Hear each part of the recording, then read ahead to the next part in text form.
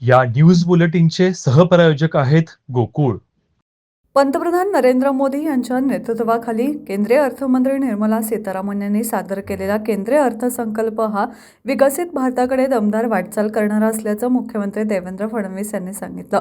केंद्रीय करातून महाराष्ट्राला 98,300 कोटी रुपयांचा वाटा मिळणार असून विविध विकास प्रकल्पांसाठी सुमारे 12,355 कोटी रुपयांची तरतूद करण्यात आली आहे. त्यामुळे एकूण जवळपास 1,00,000 कोटी रुपयांचा लाभ महाराष्ट्राला होणार असल्याचं त्यांनी स्पष्ट केलं. केंद्रीय अर्थसंकल्पावर प्रतिक्रिया देताना मुख्यमंत्री फडणवीस म्हणाले की शहरीकरण नियोजनबद्ध पद्धतीने राबवून उद्योग, उद्योजकता, गुंतवणूक आणि रोजगार निर्मितीसाठी भक्कम उपाययोजना करण्यात आल्या आहेत.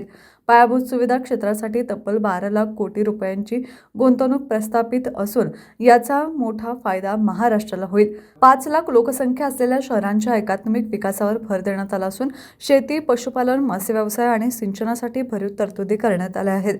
महिलांसाठी लखपती दिदी योजनेनंतर स्वतंत्र मॉल्स व उद्योग संधी निर्माण करण्याचा निर्णय महत्त्वाचा ठरणार आहे.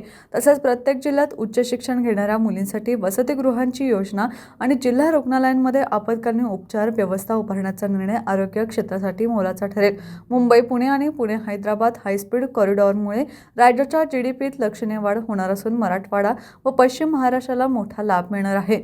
मुंबई महानगर, पुणे आणि नागपूर ग्रोथ हबसाठी पुढील 5 वर्षात प्रत्येकी 5,000 कोटी रुपये मिळणार असल्याचंही मुख्यमंत्र्यांनी सांगितलं. या अर्थसंकल्पातून ग्रामीण रस्ते, ॲग्रीबिझनेस, सिंचन, कौशल्य विकास, आरोग्य, मेट्रो, हायस्पीड रेल्वे व ग्रीन मोबिलिटी यांसारख्या विविध क्षेत्रांना गती मिळणार असून महाराष्ट्राच्या सर्वांगीण विकासाला मोठे बळ मिळेल असा विश्वास मुख्यमंत्री देवेंद्र फडणवीस यांनी व्यक्त केला.